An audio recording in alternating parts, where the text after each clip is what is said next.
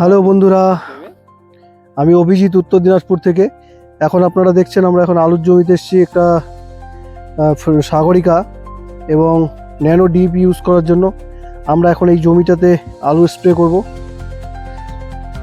আমরা এখন এই জমিটাতে ন্যানো ডিএপি এবং সাথে সাগরিকা আমরা ইউজ করব। হ্যাঁ, আমরা এই জমিতে এখন আমরা সাগরিকা এবং ন্যানো ডিএপি স্প্রে করবো। একবার কাছাকাছি নিব না।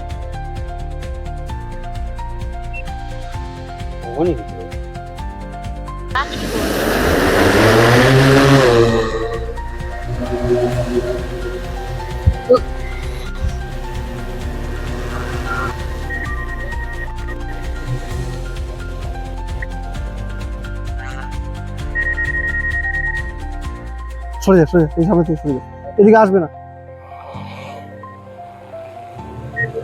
লোক থাকলে না আসবে না।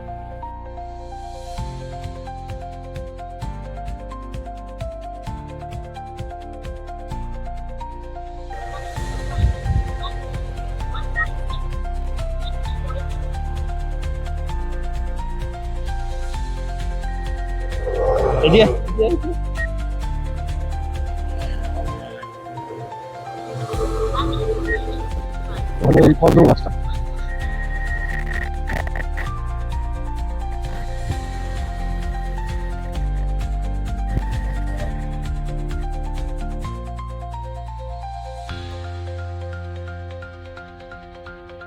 আমাদের আলুর জমি স্প্রে কমপ্লিট। কয়েক মিনিটে 10 মিনিটের মধ্যে কমপ্লিট হয়ে গেল আমাদের জমি। এখন আমি চাষির কাছে শুনবো যে ওর কেমন লাগলো ড্রোন স্প্রেটা।